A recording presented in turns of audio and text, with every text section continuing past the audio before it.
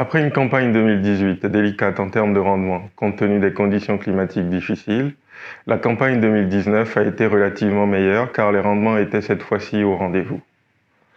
Mais force est de constater que sur la campagne 2020, les premiers résultats annoncés font état d'une baisse de la production. La prévision de récolte s'établit à 1 350 000 tonnes contre 1 500 000 sur la campagne écoulée.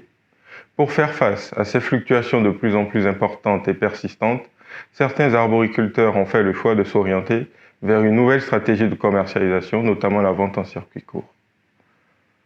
Ce choix stratégique trouve encore plus son sens dans le contexte sanitaire ayant marqué 2020.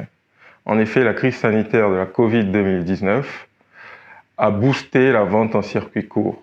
Au premier abord, on penserait que cette crise allait avoir un impact négatif sur la consommation des ménages à cause de la fermeture des marchés de plein vent, mais des initiatives ont émergé entre les producteurs et les consommateurs pour pallier à cette baisse de la consommation. Pour preuve, la vente en libre service au travers de distributeurs automatiques et les livraisons à domicile ont permis de pallier à cette fermeture des marchés. Les distributeurs automatiques ont été plutôt une belle réussite durant cette crise sanitaire. Pour accompagner cette dynamique, la région Occitanie a mis en place un dispositif d'aide visant à soutenir les investissements dédiés au circuit court. En résumé, la vente en circuit court est gage de meilleure rentabilité. Elle peut se réaliser sur l'exploitation, à proximité de l'exploitation ou à une distance indéterminée de l'exploitation. Elle présente toutefois certains inconvénients, notamment les perturbations au sein de la vie privée et des prévisions en termes de vente difficiles à estimer.